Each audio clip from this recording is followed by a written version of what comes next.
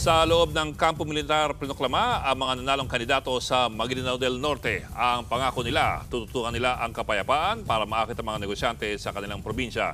Nasa frontline na balitang yan si Gio Robles. Gumawa ng kasaysayan si Datu Tukaw Mastura.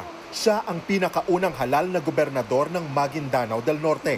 Matapos mahati sa dalawa ang lalawigan sa plebisito noong 2022. Higit 122,000 votes ang nakuha ni Mastura laban sa pamangkin niyang si Suharto Teng Mangudadatu. Ayon kay Mastura, pagpapaunlad ng probinsya ang kanyang uunahin. Ang unang pinakamalagang proyektong natin is how to make Maguindanao Norte an industrialized or a best business center.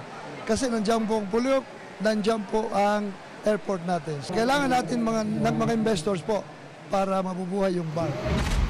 Wagi rin ang running mate ni Mastura na si Datu Marshal Sinsuat at Congresswoman-elect na si Bay Dimple Mastura. Rido o mga away pamilya raw ang tututukan ni Sinsuat. Ito raw kasi ang madalas pagsimulan ng kaguluhan sa kanilang probinsya, gaya ng away sa lupa. Yung natatandaan ko pa na nasabi namin nung kampanya is una-una yung peace and order. One of our priorities is peace and order dahil kung wala pong peace and order, mahihirapan po ang development.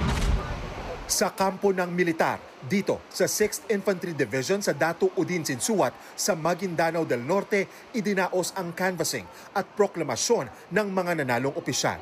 Layunin nitong masiguro ang seguridad at kapayapaan sa kabila ng tensyong dala ng botohan. Sa kabuuan, 49 ang naitalang election-related violence sa buong Pilipinas ngayong bilang Pilipino 2025. 27 insidente pa ang vina-validate habang 12 ang inaalam pa kung may kaugnayan sa mismong araw ng eleksyon. Pinakamaraming insidente ang naitala sa Cordillera, Bangsamoro at Calabarzon.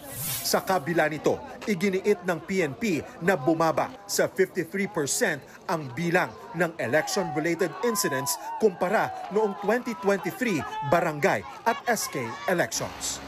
Nagbabalita mula sa Frontline, Gio Robles, News 5. Mga kapatid, Ed Lingaw po, maging maalam at may pakialam sa mga napapanahong balita sa ating bansa. Para sa mas malalimang pagtalakay at paghimay sa mga issue at headlines, tumutok lamang at pag-subscribe sa social media pages ng News 5.